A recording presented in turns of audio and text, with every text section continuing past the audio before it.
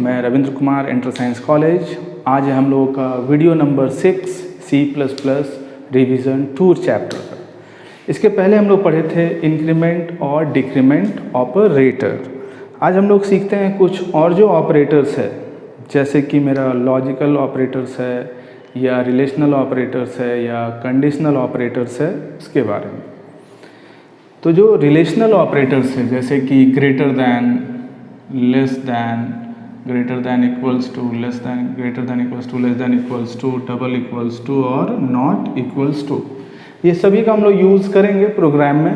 ये बड़ा है कि नहीं, उसके लिए ट्रू या फॉल्स ये वैल्यू रिटर्न करेगा। ट्रू फॉल्स मतलब यहाँ 0 और 1 से। जैसे मान लीजिए हम चेक करते हैं x इज़ ग्रेटर दैन 5, तो अगर मेरा x का वैल्यू मान लेते हैं, हम ले लेते हैं 10, तो ये कितना है मेरा 10 है, तो 10 क्या बड़ा है 5 से? बड़ा है, सही है, ये ट्रू है, तो ये मेरा 1 देगा या इसके नीचे का जो भी स्टेटमेंट होगा वो चलेगा। तो ये ट्रू वाला ब्लॉक जो है, तो यहाँ पे अगर हम इसका वैल्यू कर देते हैं 1, तो 1 तो फॉल्स हो गया, ये फॉल्स में 0 रिटर्न करेगा।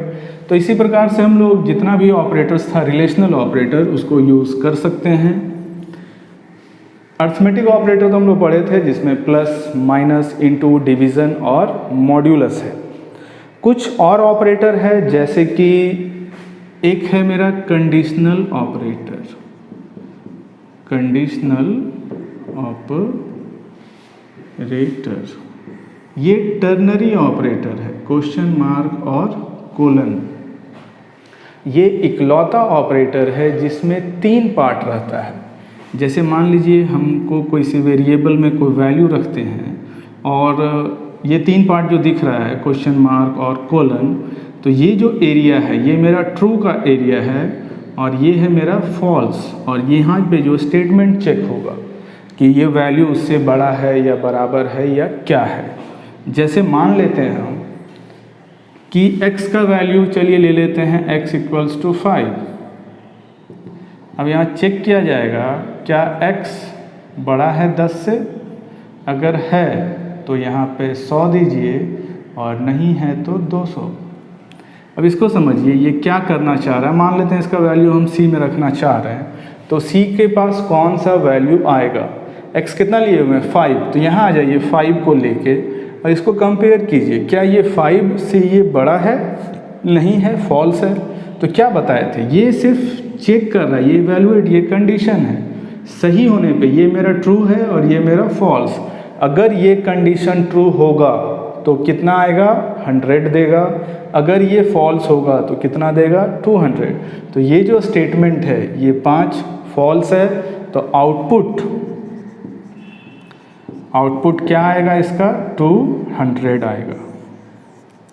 200 क्यों आ रहा है? यहाँ 200 क्या, 2000 रखिए, 500 रखिए, जो रखना है।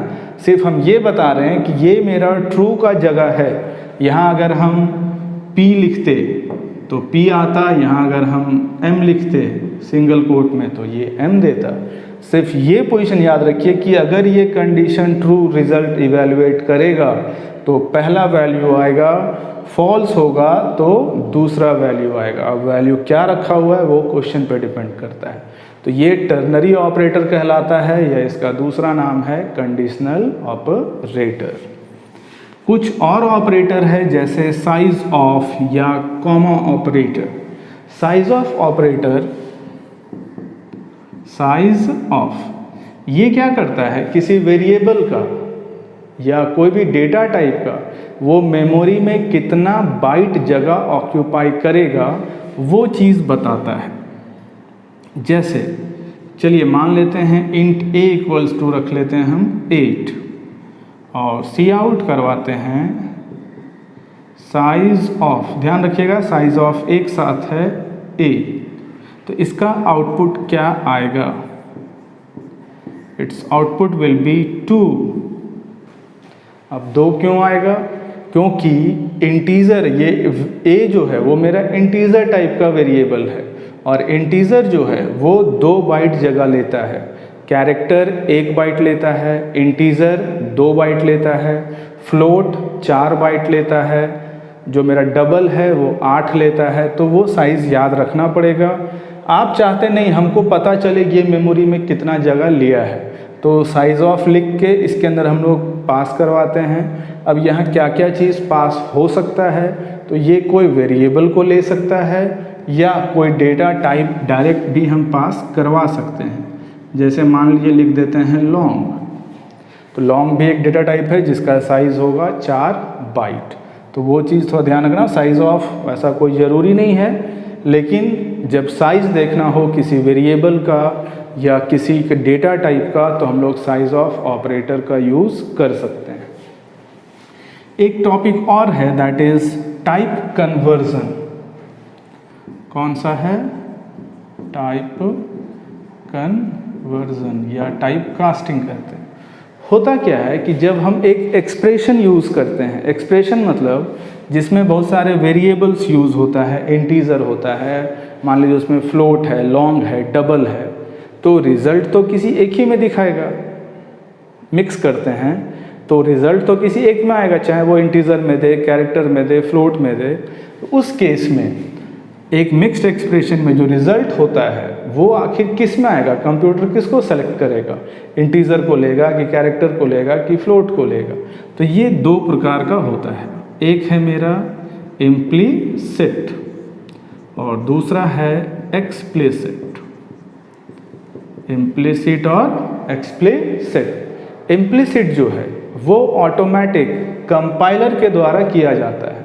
It is done automatically by the compiler. इसमें क्या होता है, जो लार्जेस्ट डेटा टाइप होगा रिजल्ट मेरा उसी में दिखेगा।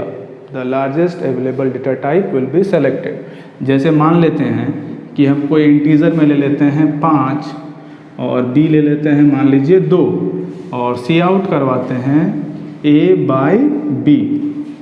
तो यहाँ देखिएगा ए मेरा इंटीजर है जो कि है 5 और b का वैल्यू है 2। अब इसका जो रिज़ल्ट आएगा वो आएगा 5/2 और ये देगा 2। अब सवाल ये है कि 2 तो नहीं आना चाहिए, इसको तो आना चाहिए था 2.5। 5/2 जो है वो 2.5 होता है, ना कि 2। लेकिन कंप्यूटर में क्या उठाएगा, ये 2 दिखा देगा। अब इसका कारण क्या है कि ये मेरा इंटीजर है और b भी मेरा क्या है, इंटीजर है, जिसके कारण जो मेरा a और b जो वेरिएबल था तो उसका जो वैल्यू आ रहा है, जैसे a/b लिखा हुआ है, अब इसमें कितना था 5/2, तो ये देगा कितना 2। क्यों दे रहा है 2? क्योंकि मेरा a इंटीजर है, b भी इंटीजर है, तो इसका जो रिज़ल्ट आएगा वो भी इंटीजर होगा। अगर ये दोनों में से एक भी फ्लोट होता, a या b में से एक भी फ्लोट होता तो रिज़ल्ट मेरा फ्लोट में आता। तो दो तरह का टाइप का कन्वर्जन है, इम्प्लिसिट ये ऑटोमेटिक कंपाइलर के द्वारा होता है, और एक्सप्लिसिट हम लोग अपने मन से बदल सकते हैं। हम चाहते नहीं रिज़ल्ट मेरा फ्लोट में आए, तो उसी चीज़ को थोड़ा यहाँ देख लीजिए कैसे लिखेंगे। सी आउट हम चाहते हैं रिज़ल्ट मेरा फ्लोट में आए, तो इसको क्या लिख दीजिए फ्लोट, और यहाँ कर लीजिए a/b। ध्यान रखिए a और b दोनों इंटीजर था, तो अगर हम उसको कन्वर्ट नहीं करते थे तो रिज़ल्ट आ रहा था 2, लेकिन अब हम यहाँ लिख दिए कि रिज़ल्ट मेरा फ्लोट में आना ही चाहिए, तो अब ये जो रिज़ल्ट देगा वो देगा 2.5। अगर ये फ्लोट हम नहीं यूज़ करते तो रिज़ल्ट क्या हो जाता, 2 आता सिर्फ, क्योंकि a और b दोनों इंटीजर है। हम चाहते नहीं इंटीजर है तो है, मेरा रिज़ल्ट आना चाहिए फ्लोट में, तब ये यूज़ करते हैं हम लोग टाइप कास्टिंग, जो ये एक्सप्लिसिट कहलाता है। ये प्रोग्रामर के द्वारा किया जाता है, एक्सप्लिसिट टाइप कन्वर्जन। एक आता है प्रेसिडेंस, मतलब अब इतना सारा ऑपरेटर था तो सब ऑपरेटर जब एक साथ आ जाएगा तो उसमें से पहले किसका काम होगा। जैसे प्लस था, माइनस था, इनटू, डिवीज़न और मॉड्यूलस था, greater than, equals to, less than equals to, double equals to और नॉट इक्वल्स टू। फिर लॉजिकल ऑपरेटर था नॉट, फिर था मेरा और, फिर था एंड, और भी ऐसा ढेर सारा ऑपरेटर। अब सवाल ये आता है कि सर जब सब एक साथ आ जाए, एक एक्सप्रेशन में आ जाए, तब किसका यूज़ पहले होगा। तब यहाँ प्रेसिडेंस का आता है कि जब ढेर सारा ऑपरेटर एक लाइन में, जैसे मान लीजिए हम यूज़ कर लेते हैं a++ इंटू ++ b मॉड्यूलो मान लेते हैं सी। अब यहाँ इंक्रीमेंट भी है, इनटू भी है, ये भी है, मॉड्यूलस भी है। तो जब सब एक साथ आ गया तब पहले किसका काम होगा, तब याद करना होगा कि प्रेसिडेंस हायर जिसका होगा उसका काम पहले होगा और जो लोअर होगा वो नीचे होगा। तो नोट्स में प्रेसिडेंस दिया हुआ है, उसको थोड़ा देख लीजिएगा। और जो नेक्स्ट क्लास में हम लोग सॉल्व करेंगे कुछ एक्सप्रेशंस को और देखे जाएगा कि किसका काम पहले होगा। जैसे सबसे पहले इंक्रीमेंट का काम होगा, उसके बाद ये दोनों का हायर है तो पहले मल्टीप्लाई कर लेंगे फिर इसका काम करेंगे। थैंक